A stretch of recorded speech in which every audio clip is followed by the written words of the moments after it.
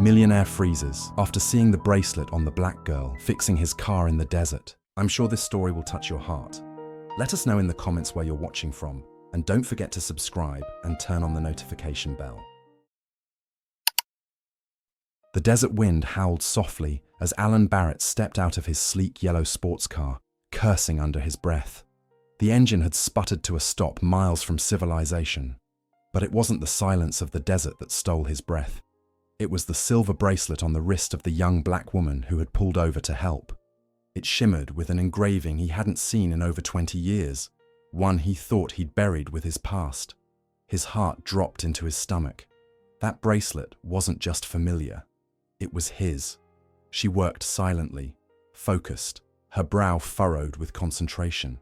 Her red jumpsuit bore the grease stains of a seasoned mechanic, but her hands trembled slightly as she adjusted a valve. Alan tried to speak, but no words came. His thoughts raced. How did she get that bracelet? There was no way she could know what it meant. Unless she was connected to that night, that mistake, that child. The girl glanced up and caught his stare. "Something wrong?" she asked. Her voice was calm, but wary. She had felt the shift, the strange tension. Alan shook his head quickly, backing up a step, but inside, panic swelled. That bracelet had belonged to her, the woman he had loved, the woman he had abandoned. And the child she'd claimed was his. Was this her? Memories crashed through him like a storm. An orphanage, a crying woman in the rain, a silver bracelet handed back in silence. He had walked away, thinking it would all disappear with time. He had money now, power, influence, but nothing prepared him for this moment in the middle of nowhere, with nowhere to run, staring at a ghost of his past made flesh. Was this divine coincidence or judgment? The girl wiped her hands on a rag and closed the hood. "You're good to go," she said. But Alan barely heard her. His eyes were locked on that wrist, on the glint of that engraving, Jeremiah 29:11, the same verse she had whispered the last time he saw her. His knees buckled slightly. It was no coincidence. God was calling him to face the truth, and it had just knocked on his window in a red jumpsuit. If you're enjoying this story, don't forget to subscribe to the channel and turn on the notification bell to hear more stories like this one. Alan gripped the steering wheel, staring blankly at the horizon long after she had driven away. The engine purred perfectly now, but inside him, everything was broken. He replayed her face, her voice, that bracelet. It wasn't just a similar design. It was the same. The edges worn from years of use, the clasp slightly bent, the silver darkened by time. He had bought it himself, a token of a promise he never kept. His gut told him the truth, but his mind screamed for denial. He had to find out who she was. He took the nearest exit to the city and checked into a hotel, hands still shaking. That verse, "For I know the plans I have for you," haunted him. It was the same verse his college girlfriend had clung to when she told him she was pregnant. He was just 22 back then, scared and ambitious. He'd walked away, thinking God would understand. But now, standing decades later, with everything money could buy, he felt completely exposed. Maybe God hadn't forgotten. Maybe that promise hadn't died.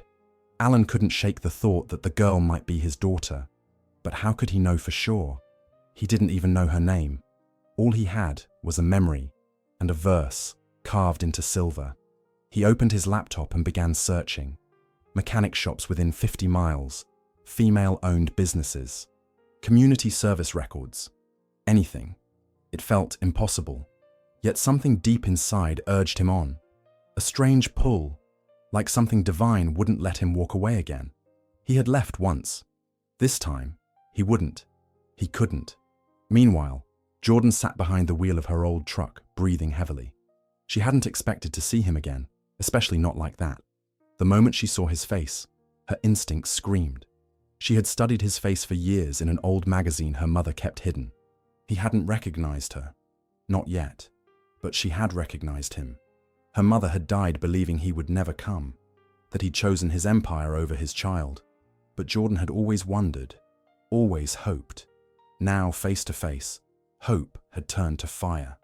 Back at her modest garage on the edge of town, Jordan pulled out the worn photograph from her toolbox. Her mother and Alan smiling in front of a church, arms entwined. He had looked so different then. Warm, full of dreams. She had wanted to hate him. But now, all she felt was confusion. What had made him leave? Why hadn't he looked for her? She had been too scared to ask anything while fixing his car. But her heart had screamed the whole time, "Please see me. Please remember."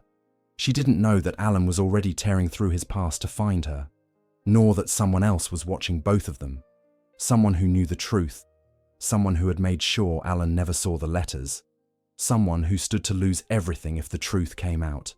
And that someone had just seen the same bracelet, in a viral photo now spreading across social media. The past wasn't just coming back, it was hunting them both. Alan sat alone in his hotel room, lights dimmed, laptop open to an old contact, a private investigator he hadn't spoken to in years. He typed quickly, describing the girl, the bracelet, and attaching a photo he had secretly snapped when she wasn't looking. He hesitated before sending it. If she was his daughter, his entire life would change. But wasn't that what he had prayed for last night? For God to wake him up, shake him free from the numbness that wealth couldn't cure. Maybe this was the answer. Across town, Jordan was deep in conversation with Mrs. Evelyn, the woman who'd taken her in after her mother's passing. "It was him," she whispered. Evelyn dropped the dish she was washing. "Alan Barrett. That Alan Barrett." Jordan nodded, swallowing tears. And he looked at me like he'd seen a ghost. Evelyn sat beside her, clutching her hand. "Maybe God's finally letting the truth surface. You've carried this weight for too long." Jordan leaned into her, torn between fear and longing. She had wanted answers, but now that they were coming, they hurt. The investigator moved fast. Within hours, Alan had records in front of him. Adoption files, hospital reports, and one sealed court order from 2005. He called the number on the file. "I'm looking for records tied to Teresa Marshall," he said. The woman on the other end paused. That file was sealed at request of a third party, a very powerful one. "Are you a relative?" Alan hesitated. "I might be her daughter's father." Silence. Then, "You'll need a court order, sir." Click. He sat frozen. Who had sealed the file, and why? Jordan paced the garage. Something in her told her she shouldn't have shown him that bracelet. She'd worn it every day of her life, a relic from a mother who believed in miracles. And maybe today had been one. Or a trap. The man she met didn't seem cruel, just stunned. Still, she didn't know what to believe. Her mother had told her stories of betrayal and heartbreak, but also of a boy who once held her hand and whispered scriptures. What if both stories were true? That evening, a black SUV pulled into the alley behind Jordan's shop. A man in a dark suit stepped out and snapped pictures with a long lens. He zoomed in on her bracelet, her face, her garage sign. Then he made a call. "We've got a problem," he said. "She's alive, and she met him today." On the other end, a gruff voice replied, "Handle it. We can't let this go public. You know what's at stake." The man looked back toward the garage. "Understood." He hung up and disappeared into the night. Alan sat back, phone on his chest, heart racing. Something was wrong. This wasn't just a personal failure coming back to haunt him. This felt orchestrated. Blocked records, sealed files, hidden truths. For the first time in years, Alan got on his knees and prayed, "God, if she's mine, help me make it right, whatever the cost." Little did he know, the cost would be far greater than he could imagine. Jordan locked the garage late that night, still haunted by Alan's face. She hadn't told Evelyn everything, not about the way his eyes had filled with shock, not about the brief moment when their gazes locked and something unspoken passed between them. That look wasn't just guilt, it was recognition. But how? She had never met him before today. And yet, she felt something strange in her chest, like a piece of a puzzle shifting into place. Could it really be true? The next morning, Alan drove out to the town courthouse. The clerk's eyes widened when he introduced himself. "Mr. Barrett, from Barrett Holdings." He nodded, trying to stay calm. "I need access to an old sealed record. It's personal." She typed quickly, frowning at the screen. This file is sealed under executive order, linked to a private foundation. That kind of seal requires very high-level clearance to break. Alan's pulse quickened. He owned half the state. Who could have had more power than him? And why were they hiding this? Back at the garage, Jordan opened the envelope that had been shoved under the door. No return address. Inside was a photo of her as a child, holding her mother's hand outside a clinic. Scribbled in red ink were the words, "Stay away from Barrett. He ruined one family already." Her blood ran cold. Someone knew, and someone didn't want her to find the truth. Evelyn, reading over her shoulder, gasped. "This is a warning. You need to be careful. The devil attacks when truth is close." Jordan nodded, but fear pressed in. Alan contacted his old college friend, Thomas Green, now a high-powered attorney. "I need you to help unseal a file," Alan said. Thomas raised an eyebrow. "What kind of file?" Alan hesitated. "Paternity. I think I have a daughter, and someone went to great lengths to hide her from me." Thomas's face darkened. "Barrett, if this is connected to who I think it is, you've stumbled onto something dangerous." Alan frowned. "Who do you think it is?" Thomas leaned in. "Your father's estate lawyer. He controlled everything after your father died, including what you weren't supposed to know." The dots began to connect in Alan's mind. His father had hated Teresa, had called her a distraction. Alan had believed him back then, believed the money mattered more. But what if his father had interfered? What if he had stolen Jordan from him? The thought made Alan's stomach churn. He had failed Teresa by walking away, but maybe someone else had made sure that door stayed shut forever. Until now. And now, someone was trying to slam it shut again. In a dimly lit office across town, the man in the black suit placed a file on the desk of an older gentleman. "She's getting too close, and Barrett's waking up," he said. The older man, with piercing grey eyes, flipped through the photos and nodded slowly. "Increased surveillance. No contact, yet. We'll use the girl if we must. But this story ends before the world sees it." He looked up with a smile that never reached his eyes. "The dead don't speak, and neither will she." Alan sat in his hotel room staring at the manila envelope Thomas had just handed him. Inside were documents that had been buried for years. Teresa's medical records, a paternity test request that was never processed, and letters. So many letters, all addressed to him, never delivered. His hands trembled as he opened one. "I named her Jordan. I wish you could see her smile." His throat tightened. The letters had been intercepted, locked away. Someone had stolen his right to be a father, and now that someone was watching him. Jordan paced in front of the garage, heart racing. She had decided to find Alan, not for revenge, but for answers. The photo had shaken her, but Evelyn reminded her that fear is where the enemy tries to reign. "If he's dangerous, we'll know," Evelyn had said. "But what if he's not?" Jordan tucked the photo in her pocket and climbed into her truck. It was time. She couldn't carry the weight of silence anymore. If he truly was her father, then he needed to say it to her face, or deny it forever. Alan didn't expect the knock. He opened the door and froze. Jordan stood there, arms crossed, fire in her eyes. "We need to talk," she said. He nodded slowly, stepping aside. Her voice was firm. "I know who you are. I know what my mother told me, but I need to hear your version. Why did you leave?" Alan sat, broken.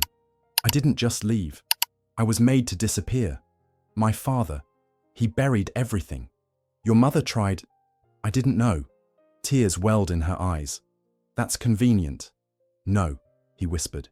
"It's devastating." Their conversation stretched for hours, from accusations to confessions, to moments of silence that said more than words. Alan offered to take a DNA test, but Jordan hesitated. "I don't need a lab to tell me what I feel," she said. "But I do need to know if you're staying, or running again." Alan looked her in the eyes. "I don't want to run anymore. I want to rebuild, if you'll let me." She nodded slightly. But just as hope began to rise, Alan's phone buzzed.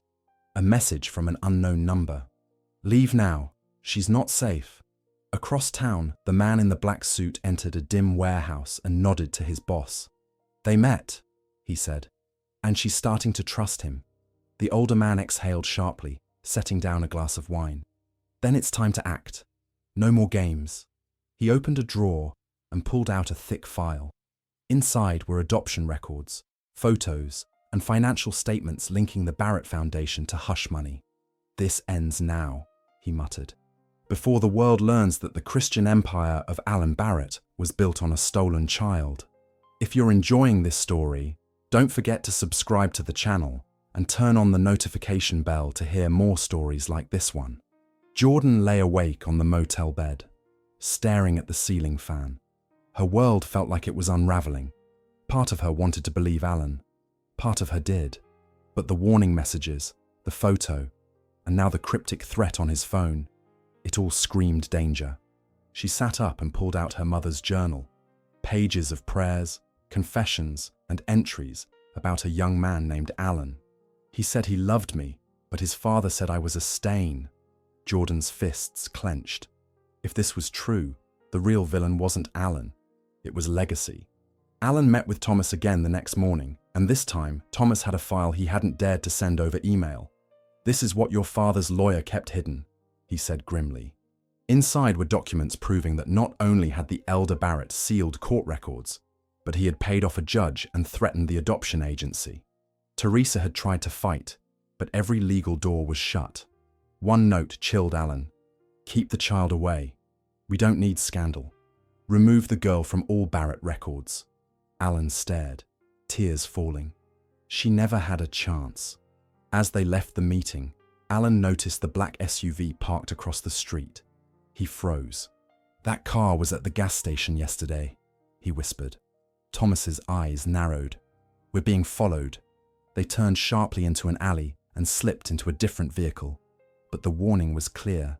Someone powerful was still watching. Alan knew now this wasn't just about family. It was about reputation. And someone was willing to destroy them both to keep secrets buried. Jordan returned to the garage to find everything trashed. Tools scattered, computers smashed, oil spilled across the floor. Spray painted on the back wall were the words, "Stop digging." She covered her mouth and stumbled back. Evelyn found her minutes later, crying. "This is war," she whispered. "Someone doesn't want you to find the truth." Jordan looked at the bracelet on her wrist and clenched her jaw. "Then I'll dig deeper."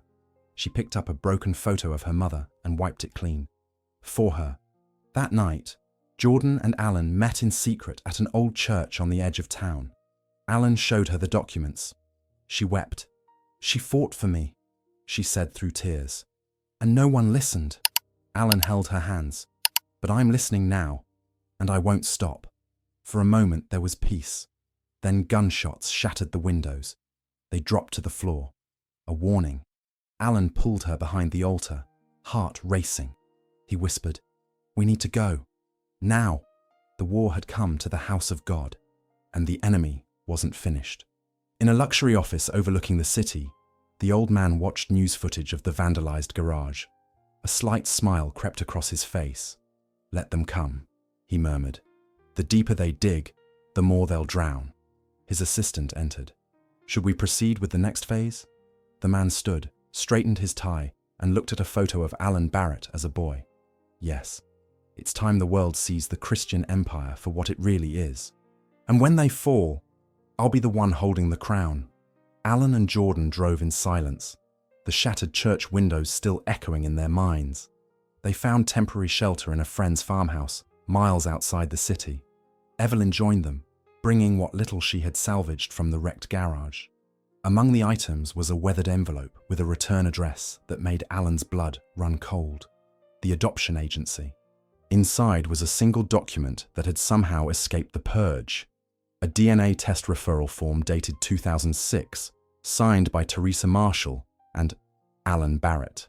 "I never signed this," he whispered. They forged it. Determined to know the truth beyond all manipulation, Jordan agreed to a new test. The drive to the clinic was tense, each mile another thread pulling on decades of buried pain. At the front desk, Alan signed his name slowly, as if marking the start of something sacred. Jordan said nothing. The test was quick, simple, swab, seal. Sign. But the emotional weight crushed them both. What if it's not true? She asked softly. Alan turned to her. Then I will still choose you, every day, not because of blood, but because of love. 3 days passed like an eternity. Then the call came. Alan picked up with trembling hands. Yes? The nurse's voice was calm, clinical. Mr. Barrett, the results are in. There is a 99.9% probability of paternity. She is your biological daughter. Alan sank to his knees. Jordan burst into tears. But joy was quickly overshadowed by grief. For the years lost, for the lies believed, for the mother who had died thinking she had failed. She was right, Jordan sobbed, and no one believed her. Alan held her close, his own tears soaking into her shoulder. But peace was short-lived. That same day, Alan's company faced a public attack. Anonymous emails were sent to media outlets containing edited documents, false accusations, and doctored videos suggesting financial fraud, bribery, and spiritual hypocrisy. The headlines spread like wildfire. Christian mogul hid daughter for decades, built empire on a lie. Alan's board turned against him. Sponsors withdrew. Churches disavowed him. This isn't just coincidence, Thomas warned. Someone planned this. Someone wants you erased. Alan looked at Jordan. They don't just want to destroy me. They want to erase you too. Jordan felt the spiritual weight pressing in.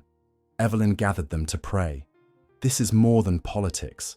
This is spiritual warfare. Together they knelt, crying out to God. We don't fight flesh and blood, Evelyn said. This is darkness trying to silence redemption, but our God brings truth into light. Jordan opened her Bible to Jeremiah 29:11, the same verse on her bracelet. I know the plans I have for you, plans to give you hope and a future. She read it aloud with trembling faith, and in that moment, her identity shifted. She wasn't just a secret, she was chosen. In the shadows, the old man watched the chaos unfold. Perfect, he said. Now all we need is one final push. His assistant handed him a flash drive. Everything's on here. One more leak, and Alan Barrett will be nothing but a memory. The man turned it over in his hand. Let the world see his downfall, and when they do, I'll rise in his place. He poured himself a drink and looked out over the city he planned to own, at any cost. Alan stood outside the burned ruins of his former headquarters, now charred and hollow. The fire department said it was electrical. He knew better. This was no accident, he muttered. With his empire crumbling and his name smeared, he finally saw it for what it was, an idol. He had built his life on success, reputation, power. And now, God was tearing it down, not to punish him, but to save him. If I lose everything to gain her, he whispered, then let it burn. But deep down, he feared it wasn't over. Jordan stayed inside the farmhouse, staring at the flash drive Thomas had found, left anonymously on their porch. What is this? She asked. Alan plugged it into the laptop, heart pounding. Videos, financial spreadsheets, emails, everything the enemy was using to destroy him. But among the chaos was one gold thread, a recorded conversation between the old estate lawyer and the man behind it all, his father's most trusted partner. The girl must disappear. No more questions, no more Barrett shame. Jordan's face went pale. They tried to erase me before I even had a name. Thomas leaned in. If this goes public, they'll go down instead of you. Alan hesitated. And drag Jordan with me? But Jordan stood firm. No, they buried the truth. We'll unearth it. We'll shine light where they sowed darkness. Her courage ignited something in Alan. Faith, not just in justice, but in God's power to redeem all things. For the first time, he saw her not as a lost daughter, but as a warrior of faith. They wouldn't just defend themselves, they would expose the enemy and let God fight beside them. As they prepared to release the footage, the attacks grew worse. The farmhouse was vandalized. Evelyn was nearly run off the road. Jordan's face began showing up in smear campaigns, but she refused to be silenced. They're not just after us, she told Alan. They're trying to silence grace itself. They fasted. They prayed. They worshipped in the ashes. And through it all, Jordan kept wearing the bracelet. It became a symbol of what God was restoring: identity, purpose, truth. And nothing hell unleashed could take that away. The night before the evidence release, Evelyn collapsed. At the hospital, the doctor confirmed stress-induced heart failure. Jordan wept at her bedside. "You can't leave me," she whispered. Evelyn smiled weakly. "You're not alone anymore. God gave you back your family." Jordan held her hand, praying over her. Alan sat outside the room, fists clenched in prayer. "God, if this battle takes everything from us, just let it not take her too." In the quiet, he felt it. Peace, not absence of pain, but assurance of presence. God was in the fire. Meanwhile, the old man slammed his fist on the table. "They're still moving forward." His assistant nodded. "The girl, she's not backing down." The man's eyes narrowed. "Then we go after her again. Hit harder, hit personal. I don't care what it costs." He grabbed his phone. "If they want war, let's give it to them. I built this empire with lies, and I won't let truth take it down now." The morning of the press conference arrived heavy with silence. Jordan stood in front of the mirror, bracelet around her wrist, lips trembling in silent prayer. "Lord, if they crush me today, let me fall into your hands." Alan appeared behind her, placing a trembling hand on her shoulder. "We're not just doing this for us," he said. "We're doing this for every child who was silenced, every voice buried by power and pride." She nodded. "Then let truth speak louder than money today." They left together, stepping into a battle neither fully understood. The event was packed. Journalists, protesters, supporters, all buzzing with curiosity. Alan stepped to the podium, face pale, but eyes steady. He shared the whole story: the forged documents, the sealed records, the separation, the reunion, and the fight to uncover truth. Then Jordan took the stage. Her voice cracked at first, but then soared with conviction. "I was hidden, but not forgotten. Rejected by men, but chosen by God. And I forgive them, not because they deserve it, but because I'm free." The room fell silent. Something sacred filled the air. Just as the press conference ended, police arrived at the farmhouse. The old man's men had planted false evidence: bank fraud, forged signatures, embezzlement. Alan's name was dragged through the dirt once again. He was handcuffed in front of the cameras. Jordan screamed, "This is a lie!" But the damage was done. As Alan was shoved into the car, he looked at her and mouthed, "Don't stop." She clutched the bracelet and fell to her knees, sobbing. The enemy had struck back, and now she stood alone on the battlefield. But not for long. Evelyn, miraculously recovering, contacted a Christian legal group. Within hours, videos from the flash drive were released globally. The conversation exposing the cover-up, the old lawyer's voice, and the list of bribes ignited a media firestorm. Public opinion shifted. Protests erupted outside the estate offices. Donors abandoned the corrupt empire. One by one, the enemies Alan had feared fell like dominoes, not by violence, but by truth. And Jordan watched from the hospital with tears in her eyes. "God," she whispered, "you really are my defender." 3 days later, Alan was released. The charges dropped, the lies exposed. He returned to the farmhouse to find Jordan waiting. She ran into his arms, and for the first time, neither held back. "I thought I lost you again," she cried. "But God held us both," Alan replied. "Even in the fire." They stood there, surrounded by ashes, yet more whole than ever before. Redemption didn't erase the past, it healed it.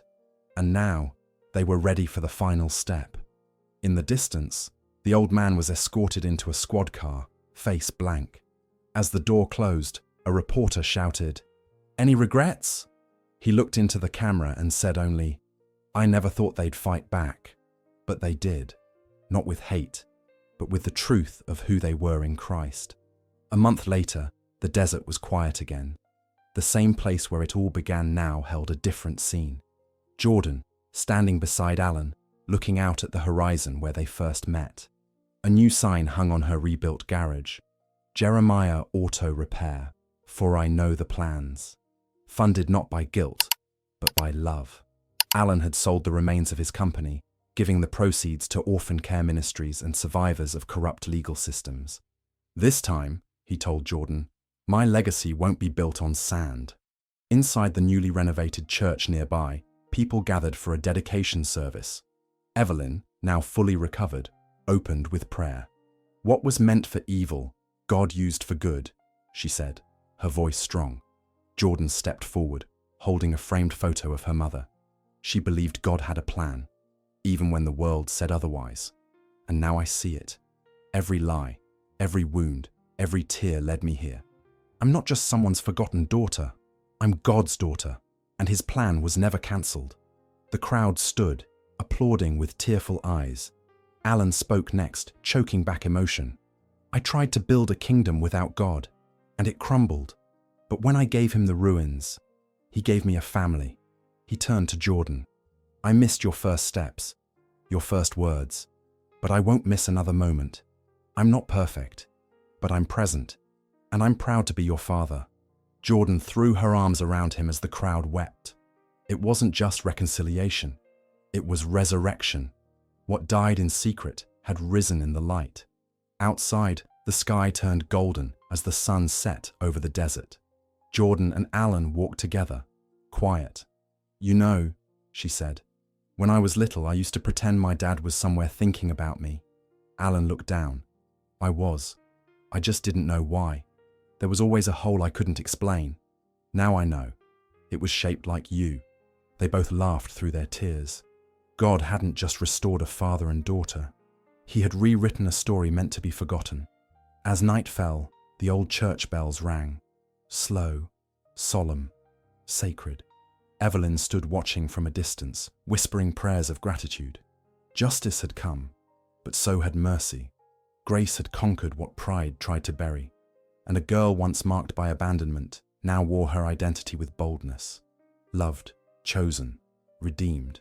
God hadn't just revealed the truth. He had resurrected what the world tried to kill. The fire had refined them, and what remained was unbreakable. If you liked this story, write the word "loved it" in the comments and tell us where you're listening from. Don't forget to like, subscribe, activate the notification bell, and send this story to someone dear to you. See you in the next story.